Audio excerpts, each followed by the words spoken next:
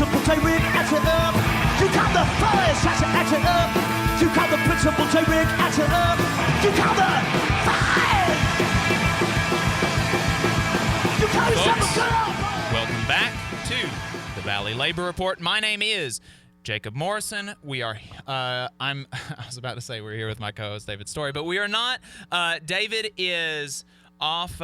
He's got a district meeting for his union, working for the working people of Alabama, not getting paid for it. We appreciate David's efforts. David's efforts working for us. It really means a lot, and so wishing him safe travels this morning as he goes and does the Lord's work. So on the line right now, we have Jack Jacobs.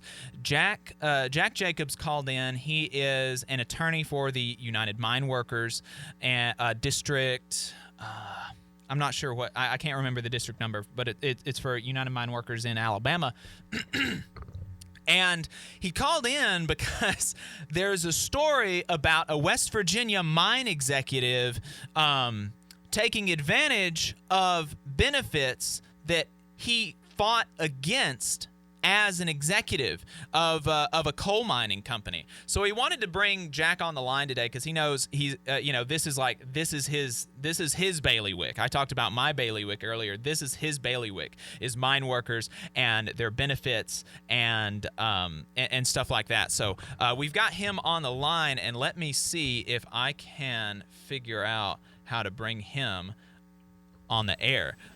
Jack, can you hear me? Yeah, I can hear you. All right. Good deal. We've got you on the air. So, Jack, can you talk to us about what these benefits are that Robert Murray is the name of this executive? Can you tell us about the benefits that he is that he's looking to take advantage of? What exactly they are and how they were won? Right. This is a federal workers' compensation program that dates back to the early 1970s. It provides benefits for coal miners who are disabled due to black lung disease. Benefits in terms of cash payments and in medical benefits as well.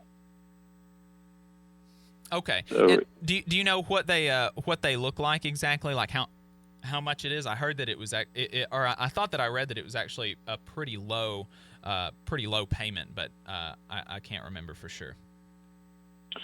Right. The interesting thing, it's tied to the GS2 federal wage scale. So a coal miner, if he gets benefits for himself, it's about $680 a month. And then if he has a spouse, or she, I guess, has a spouse, then that would go to about $1,050 a month. Wow. It's tied to the GS2 in the federal? Yes. Wow, that is wild. The entry level, for those who don't know, entry level positions in Huntsville start at GS5. So that's pretty wild that those benefits start at a GS2.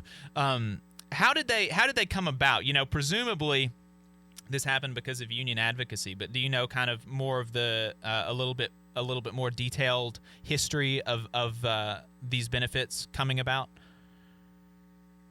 Right. It started, I think, movement in the 1960s with a lot of mining accidents and miners getting sick to try and, fix some of those things.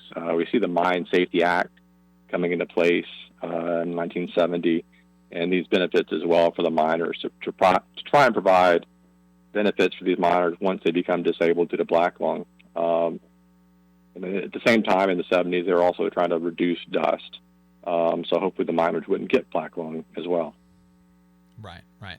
And that came, and like we mentioned, that came about because of union advocacy. They had people lobbying Congress. They were going out on strikes. I don't know exactly how much the strike in Harlan County in 1976 played into that, but there is a really powerful documentary that you can find on YouTube called Harlan County, USA, that detailed a mine worker strike in Harlan County's in West Virginia, right?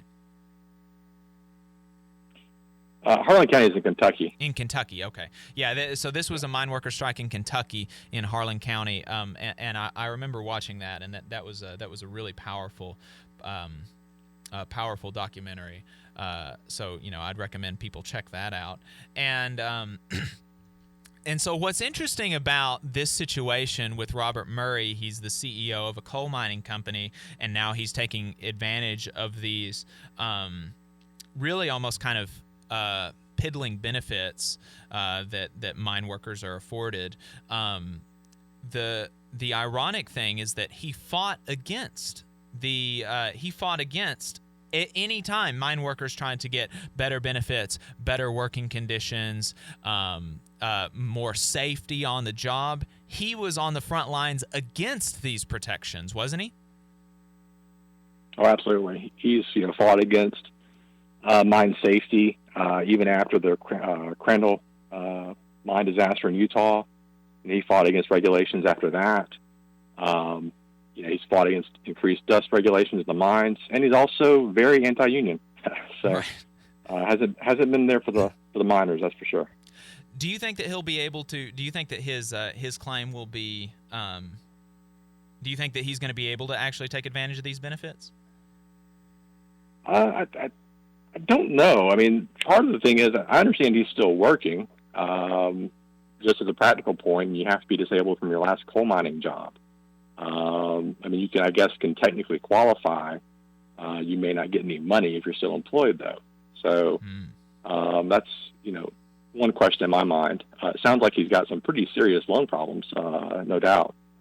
So from that standpoint, he may very well qualify under the Act. Okay. And it's amazing thinking about the fact that he could be so disabled, and he very well could be so disabled from just the supervision that he did in the mines. I mean, imagine how many more workers are in worse positions than him, the people who are actually doing the work. This is a CEO. This wasn't even like a middle manager type of person. This is an executive. They're not down in the mines all the time. I think the fact that he could have black lung or whatever it is that is his specific problem, the fact that he could have that problem really underscores how dangerous mine work is, and how important it is for these workers to have advocacy, to have a union, to have a voice on the job, and stuff like that. Just to clarify, Bob did start working in the coal mines at a very young age. So he actually has quite a bit of history of himself working underground before rising to management. He probably has a fair exposure history, and probably in some pretty harsh conditions, if I had to guess. Okay. Well, I wasn't aware of that. So thanks for that. Thanks for that correction. I want to thank everybody for tuning in. We appreciate your time today.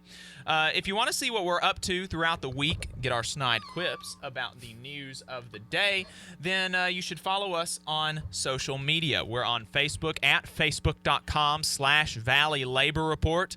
We're on Twitter at Labor Reporters. I'm on Twitter at JacobM_AL. David is on Twitter at Radical Unionist. That is spelled RADICL Unionist.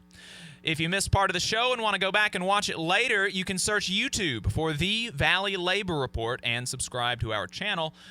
You can go back and watch the full show there, and we also clip segments throughout the week. And we also upload the program on more than 11 different podcasting apps. So you can see if we are on your listening platform of choice. Go to thevalleylaborreport.transistor.fm/subscribe. And if you appreciate our work and want to help us stay on the air, then consider throwing us a couple dollars a month on patreon.com/The Valley Labor Report.